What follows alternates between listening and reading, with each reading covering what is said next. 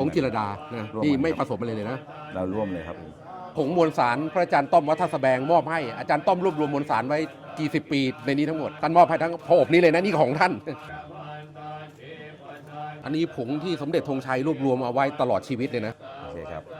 นี่ผงตะไบหลวงพ่อเงินทุกรุ่นอันนี้ให้โทนหมดเหมือนกันครับอันนี้ผงตะไบพระกิ่ง1พระกิ่งสมเด็จธงชัย2พระกิ่งที่ลุงสมรรวบรวมมาตลอดเลยนะให้แบบนี้เลย นี่ใส่อัฐิคุณย่ารวมเลย เดี๋ยวจะอธิบายทีอันนี้อะไร อัฐิ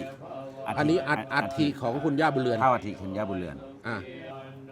อันนี้พี่พักมอบให้มา อ๋อคุณนี้คุณพักมรดกไทยใช่ไหม ครับ อันนี้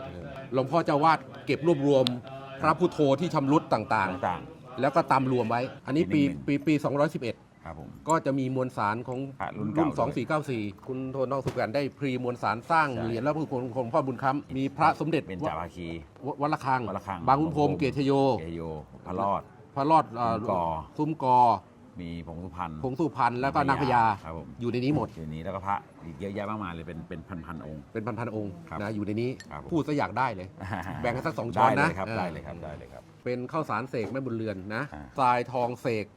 นะจากคุณหมึกท่าพระจันทร์นะชุดนี้ อันนี้ใส่เงินพระกับเกษาด้วย ทรายเงินและเกษาของแม่บุญเรือน ย่าครับ กดได้เลย กด